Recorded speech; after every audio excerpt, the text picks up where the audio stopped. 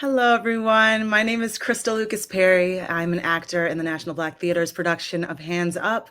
I'm here with the phenomenal Nambi E. Kelley, the playwright of the piece Dead of Night, The Execution of, which I play Nikki in. And we're both very excited to be here to have a little bit of a talk with you guys. So how are you doing, Nambi? How's it going? I'm good. How are you today? You look fabulous. Oh, likewise. Can't complain, can't complain. Thank you. So let's jump right into it. Yes. First Sure, of let's all, do it. as the playwright, I mean, I'm being able to step into the words that you've created has just been such an honor. I'm a huge fan of who you are as an artist and activist, and just overall contributor to this community, this artistic world we live in. So, with this piece in particular, can you possibly elaborate on your inspiration, on where this story came to you from? Sure. Thank you, Crystal, for the question. The story it's kind of a twofold answer. Mm-hmm. The short answer is Keith Josef Adkins came to me shortly after there were 6 playwrights with 6 testaments, and they were all brothers. Mm-hmm. And Sandra Bland had just had her moment.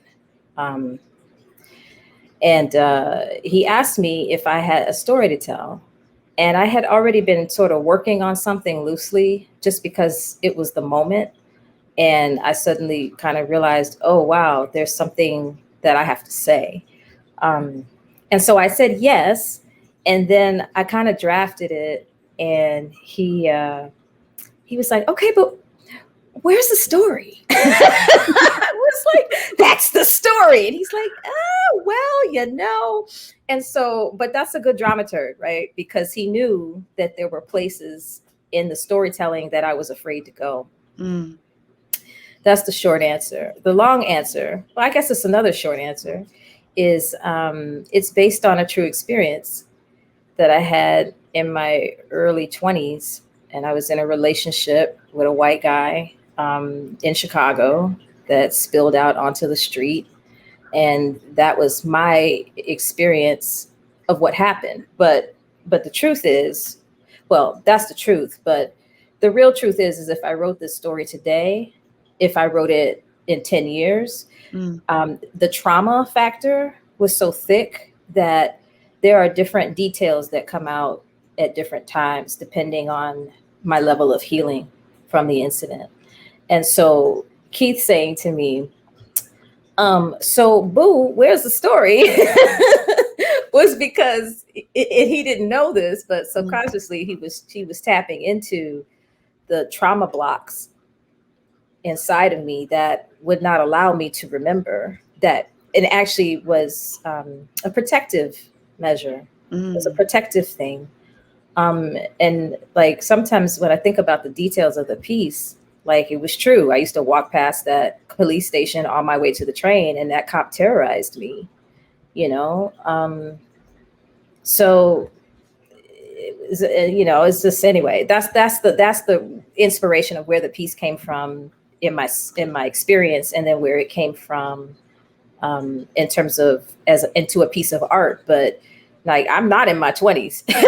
So this was a long time ago that it happened, but I had never taken the time to it was so traumatic. I couldn't write it down, Yeah. And so the task to write it down kind of like rewired my DNA, Yeah. Really. Yeah. Thanks for the question. Thank you for that answer. And everyone who's watching, during the process of this piece and the recording and the putting it together and everything, I think maybe a blessing and a curse is that I didn't necessarily have access to Nambi and while we were performing it, but obviously, I had access to her, her gamut of work. But being able to hear this is the first time I'm hearing her, tell me about the undercurrent of this piece. So I appreciate your honesty and your transparency with that. Thank you. Thank you. It definitely came out in the words and gave me a lot to play with as an actor. So I'd love to hear a little more about what your prep was around it, particularly because we never got a chance to talk. Like, Exactly. how do you dive into that space? Well, especially during this time, right, where a Hmm. lot of the art that we're making is coming out of our, living rooms or some people's closets with, no ambiance so that they can have a nice sound for the recording. But um, it hits different when you're actually doing a piece like this from home because Hmm. you don't actually get to step away from the world. I can hear the street, I can hear the sirens, I can hear New York, I can hear the people, walking past while I'm recording. And it's just one of those things that, you don't get to block out in a what is it, an 8x10 rehearsal room or something like that.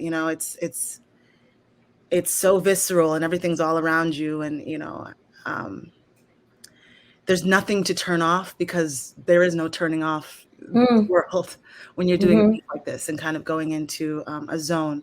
And I found that to be actually incredibly helpful, especially when tackling this work.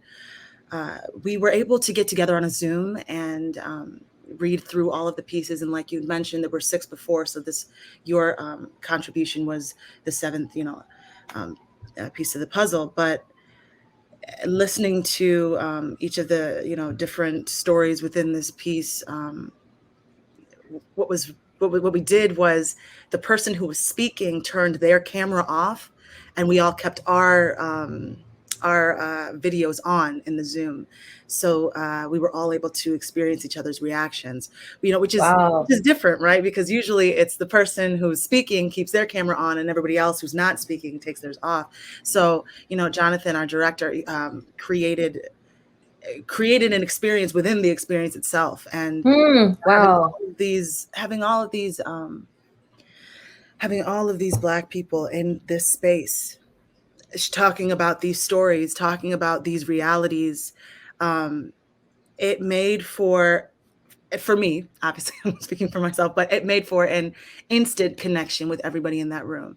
Hmm. And the the amount of respect and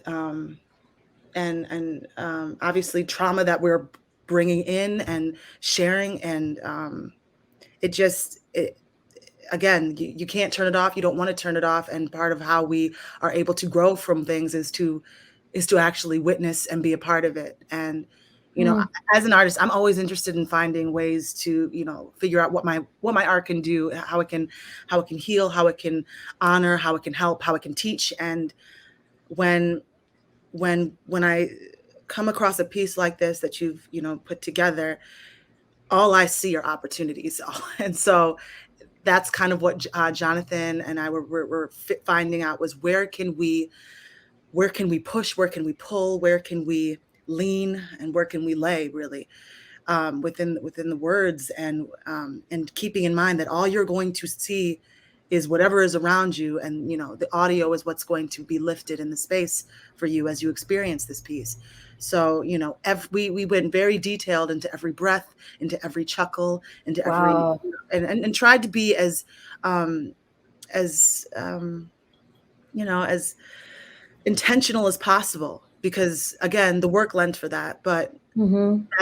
that's what we can do as artists. We can you know take what we have and make it sing. um, Hmm. so it was great. We had a few rehearsals, and then we kind of just went with it, and a lot of trust in the room. So I was able to. Jonathan was just so just you get good director. I mean, we already know he's amazing, but Right. it was Right. really helpful to have him as a guide and having him give things for me to think about, so that if I got too like connected or emotional with the piece, I was able to just kind of stay on track with, hey, this is what we're doing, this is where we're headed, this is where we're going, so save that or push that. Or and then obviously we had some incredible creatives on the team who were able to cut and paste and find the best way to tell this story that you've created. So yeah, it was really refreshing. It was obviously the content. it hits home, not because necessarily I've gone through that, but because I know too many people who have, and I've seen too many news stories that, you know, explain that. But yeah, Yeah. it was a really positive experience for me, and I'm hoping that, you know, we're able to give another person an opportunity to experience it as well. Mhm. Yeah. Experience it as balm, you know, Mhm. because I don't want anybody to ever feel what I feel, what I felt, what I feel, what I felt, what I feel Absolutely. around that experience. You Mhm. know, it's still traumatic for me. Like I can't listen to the play, you know. But and I do think that like everything you shared about Jonathan McCrory, to me he's such a gifted human being. He's so the way he leads with spirit and veracity. Like when I found out that he was directing this, I said, "Oh, that's perfect," because whatever actress is in his hands, he's so grounded in God Yeah. and in purpose that it automatically is safe for you, you know, to Mhm. go where Mhm. you need to go, and and Mhm. then allow him to like gently pull you back with that love that he does, you Yes. know. And Yes. so I was like, oh, okay, Crystal's good. She's gonna be good Mhm. because he's a shepherd. He's so gifted. Like I And just love that's him. rare. That's so Yeah, I just love him. I think yeah. he's just dynamite. So Mhm. what a Absolutely. gift. What a gift, you know. I mean, that touches on what I wanted to talk about next with you was, Hmm. you know, obviously I felt when you said, you know, you don't want anyone to necessarily feel, you know, to feel the necessary what you went through. But is there anything that you um, would want audience members or patrons to walk away from this, or if there's anything that you would like them to reflect on um, with your piece in particular, or you know, the piece at large? Whew, that's such a hard question. I'm Um, sorry. Mm, uh, the piece used to have a different ending to it. mm, And this is also the brilliance of good dramaturgy in terms of, you know, where my piece was placed in a particular performance that it was done when I first sat through it, and I was like, um, but the piece used to have a different ending. yes.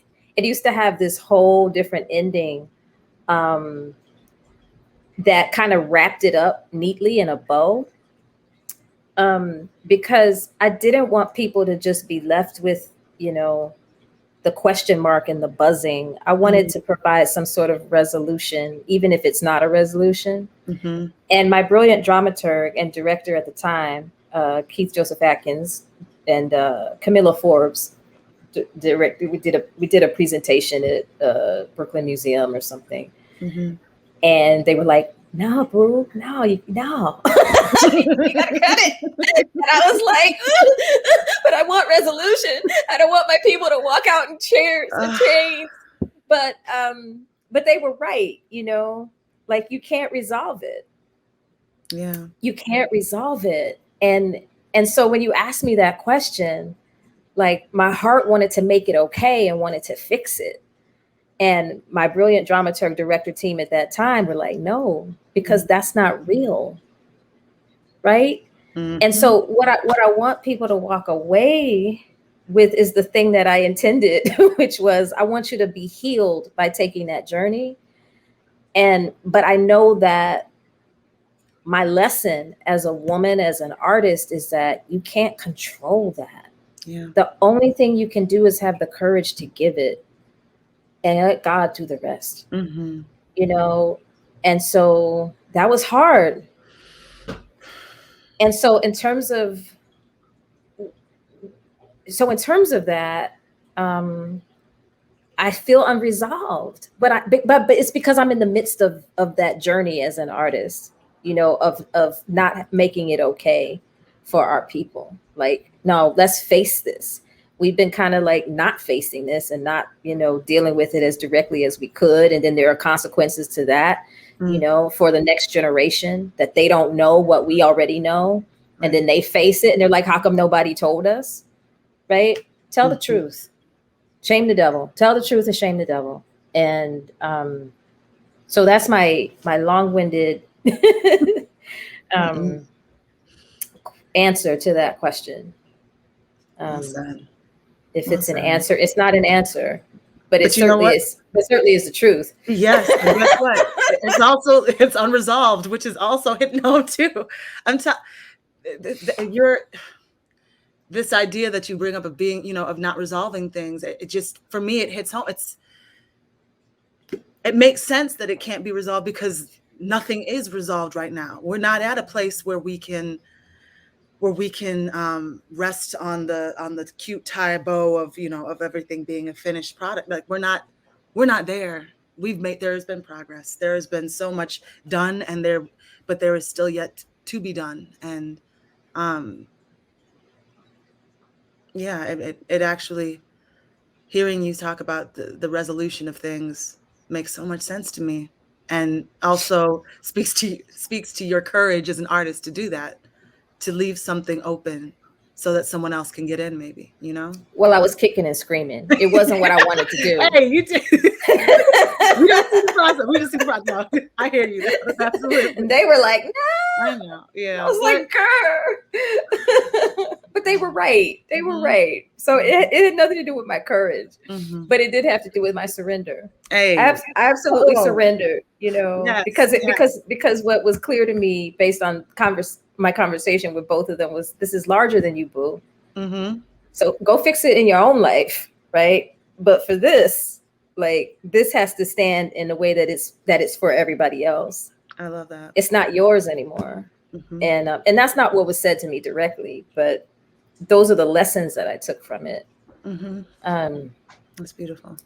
Yeah. So to that end, was there, talk to me about if there was like that kind of unresolved, is there an unresolved personal journey or a personal journey that you've wandered through this work? And, if so, or connection. And so what is that? I'd love to hear if you want to share. If you don't, that's cool. Can you explain that a little bit more? Meaning that, do I feel like that, just with this piece, how it's, go ahead, say it. Just your personal into it. And if there are things that are popping, buzzing for you as you've entered into the work. I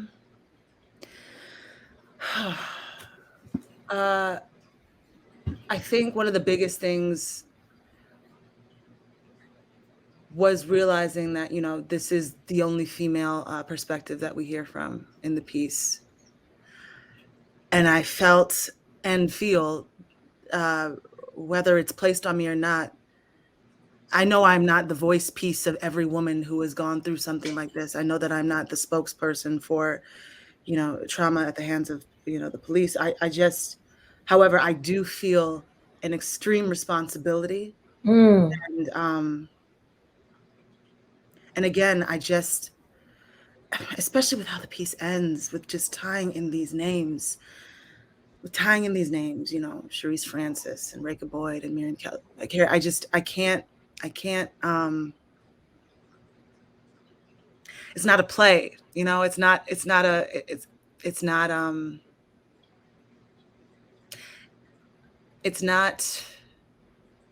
pretend, this is real. And just hooking into that and knowing that that's where I have to get to at the end of the piece, knowing that I have to go back to these women who weren't as lucky as Nikki was, or, who have to be names on that list of people. Yeah. There's no other end than that, because I know that each one of those names, Reka Boyd, Miriam Carey, and Cherise Francis, and all the other ones, I know that any one of them could be my sister, could be my mother, can be my there's nothing, can be me, and I am never too far away. And knowing that makes it incredibly easy to drop in, focus, honor, and find a way to heal myself through what I'm venturing into. but also, like you said, tell the truth, leave it unresolved, leave those questions open, and just make space and give it away. Like, I loved what you said about, it's not mine anymore. And that's the other thing, right? It's probably similar to how you were writing it, is similar to kind of how I had to, step into it. I had to put my own stuff aside and really focus on, this is about more. And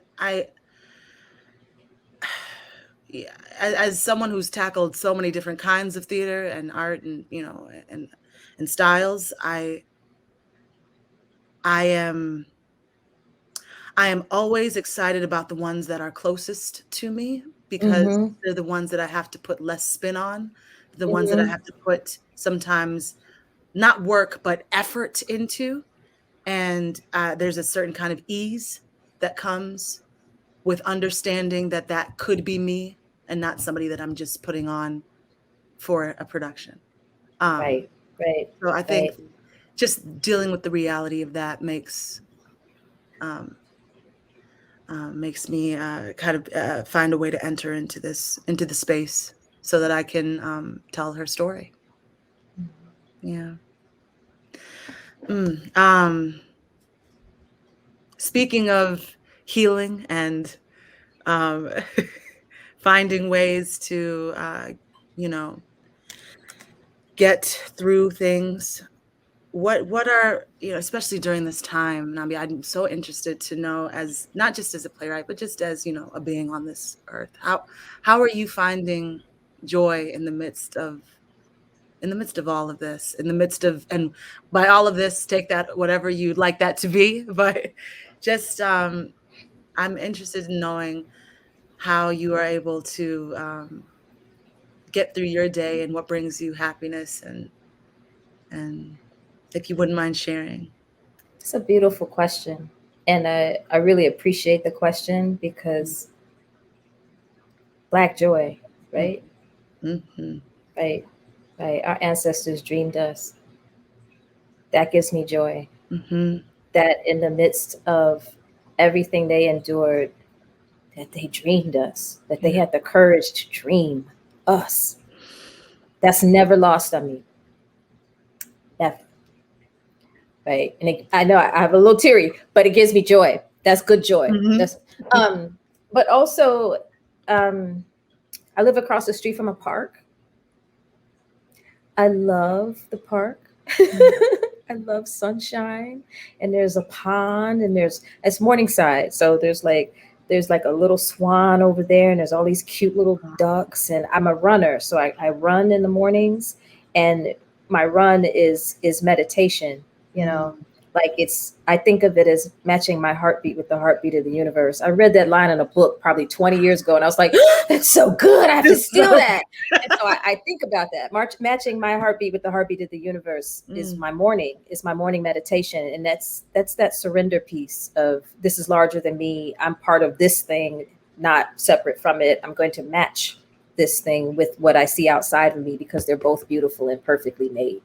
Right. And so that's the thing that gives me joy, is trying to be very present to that. And also, I have a cat, and he's diabetic, and he got sick during the pandemic, and it's very, very intense and very, very expensive, but it gives me joy to care for him, because if the pandemic hadn't happened, I'd have been in North Carolina on a show, and he would have been here by himself, and he would have died.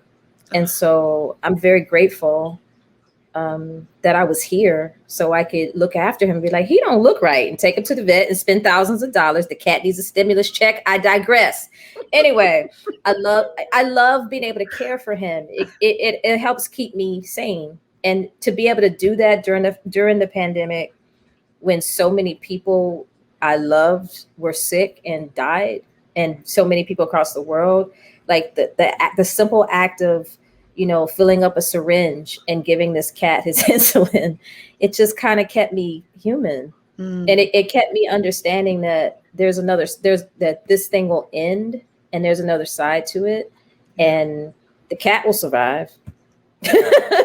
But but the love piece, like the love that was poured into him and consequently into, everything around me. And that's kind of a small answer to that question. It's a large question. But those are the things, the park and the cat, and thinking about those who've gone before me and how they dreamed for me to be here, and what a privilege and an honor it is to run my race. Because I had a dear friend years ago, and he said to me that the thing that he's passed now, but the thing that he said to me once, he said, I think about what kind of ancestor I'm going to be. And I was like, this man is crazy. What's he talking about? He's thinking about who he's going to be in the after. What? Now I get it. Now, like, I think about that. It's like, okay, what kind of ancestor am I going to be? Like, what am I doing right now that is planting the blocks and the seeds for those who will come behind me that'll pick it up and be like, ooh, look at this roadmap. And also, once I become spirit, when I return to spirit, I should say, well, I'm still spirit. When I return to pure spirit, like, what am I going to do, be, say, give? And in some ways, I can't wait. It's like, ooh, I'm going to fix this. I'm going to fix that. And just wait, because you're going to get some, it's going to be like, Oprah, you got a new car. It's going to be me when I'm an ancestor. Watch. Absolutely. The Oprah in the 80s. Yes. How about you? I want to hear. Talk to me. I mean, I love the run. I love, staying active. That always gets me going. But, it's been family for me. I haven't, I'm originally from Detroit, Michigan. And so that's where my family is. And man, it's been just really great to be able to not see them on a screen and to be able to connect with them in that way, in the flesh. So that's been nice. And then also just finding ways to extend myself. One of the things about this whole pandemic, especially, is that there isn't one person that hasn't been affected. Right. And so, you have no idea what other people are carrying. We didn't know before, but you know what I mean? It's just, that they're carrying something from this. And so just making sure that I'm holding space and compassion for that and understanding and, just finding ways to not add more stress to say that. Why am I creating opportunities? And just really just focusing on the blessings that I, have been given and really appreciating my day. Not just, hey, yes, I woke up this morning. Great. But like, no, you woke up this morning. Someone else didn't. Yep. And that's not by chance. That is by design. Right. And so use this day to do something that matters. And and I just, again, finding opportunities to be grateful, extension, knowing that like I have two hands for a reason. Ooh, yes. And yeah, and also understand stillness. I'm a on the go kind of person. I'm the workshop during the day, the show at night, the this, that, the all, like yourself, always grinding, keeping busy, but also just knowing that when stillness presents itself, be in that, acknowledge that and see what's there. Yes. So just doing my best to be present. That's actually it's really actually feeding me. And I think my work and just, and also journaling and documenting and obviously still writing and creating, but being open to the opportunities for joy too. So I'm good. Because if we all had our ways of getting it before, but I feel like there's got to be new ways that have presented themselves now, and if we miss those, then we've missed something. Right. So yeah. But this process has brought me joy, knowing that we're doing something, we're honoring and we're healing and we are elevating and exposing. That's brought me joy to know that my art is doing something. Nice. Beautiful answers. Yeah. Likewise. Well, Nambi, I mean, it has been a pleasure. I'm so glad I got to talk to you. Absolutely. Me too. It's great. Oh, man. And thank you again. It's not often that we get to thank the people, our playwrights, because sometimes they're not with us. So I'm just grateful that thank you for putting pen to paper and making this happen, and for doing something powerful with your art, and to all the all the playwrights. But you make it easy for us to want to contribute when you tell stories like this, so that we can help you share them. Thank you. Yeah. Thank you. As my partner says, we turned pain to champagne. Hey. Oh, I love that. Yeah. Pain to champagne. Turn pain to champagne. That's a Daniel Carlton. Pain to champagne. So when I think about this project, and I think about how debilitating it's been for decades, the lived experience, like the fact now, like there's always seeds being planted, and you never know how it's going to get watered and turn into something beautiful and productive. And so I'm very grateful that this horrific experience that I endured has turned into something that put some money in my pocket. Hey. Hello. Yes. Put some money in my pocket, but also pain to champagne. Yeah, I'm very grateful for that. And I don't think of it as anything I've done. I think of it as something that I've been positioned to do. Oh, if that makes any sense. Oh, it does. Yeah. It does. Yeah. It does. And I salute that. Absolutely. Cool. Positioned. Yeah. Yeah. Well, everyone watching, thank you for joining us. It's been a pleasure. I hope you've enjoyed our conversation, and come support Nambi, come support myself and the rest of the playwrights in Hands Up. It's something to be experienced, and hopefully brings enlightenment and stays with you the way that it stayed with some of us. And it's balm for your soul. Absolutely. Thank you, everybody. Hi.